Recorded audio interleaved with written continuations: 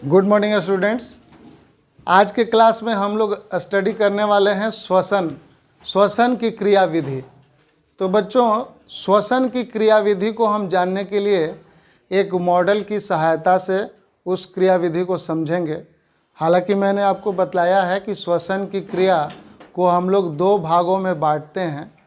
पहला जो भाग है वह है प्रश्वास और दूसरा जो भाग है वह है उच्छ्वास।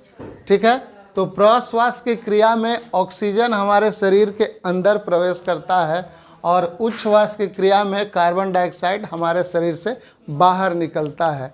तो इस क्रियाविधि को हम लोग एक मॉडल से समझेंगे और इस मॉडल में हम लोग नीचे वाले भाग में एक बैलून को काट कर लगाया है जो कि डायफ्राम कहलाएगा, और पूरा का पूरा जो बॉटल है वह हमारा रिब केज कहलाएगा। और ये जो पाइप है ये हमारे रिस्पायरेटरी सिस्टम का रिस्पायरेटरी ट्रैक्ट है जिसको हम लोग ट्रैकिया कहते हैं। तो प्रश्वास और उच्छ्वास की क्रिया को हम लोग इस मॉडल से समझेंगे। तो प्रश्वास की क्रिया वह क्रिया है जिसमें ऑक्सीजन शरीर के अंदर प्रवेश करता है, ऑक्सीजन फेफड़े के अंदर प्रवेश करता है। तो सर्वप्रथम जैसे ही हम डायफ्राम को नीचे की ओर खींचते हैं तो इस फेफड़े के अंदर, जो कि बैलून के रूप में है, इस फेफड़े के रूप में इस बैलून के अंदर ऑक्सीजन प्रवेश कर जाता है।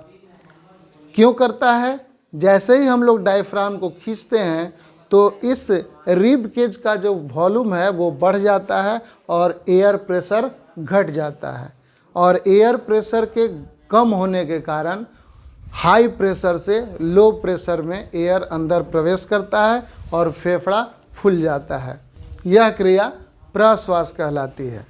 अब जैसे ही हम लोग डायफ्राम को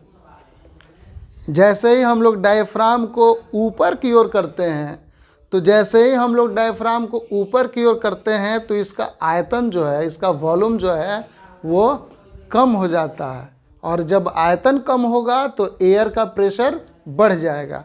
तो लंग्स के अंदर जो एयर का प्रेशर है वो हाई हो जाएगा और एयर हाई प्रेशर से लो प्रेशर की ओर बाहर चली जाएगी। तो बच्चों, इस तरह की क्रियाविधि से हम लोगों ने क्या समझा?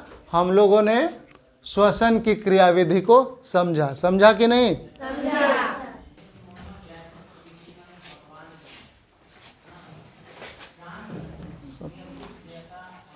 ठीक है।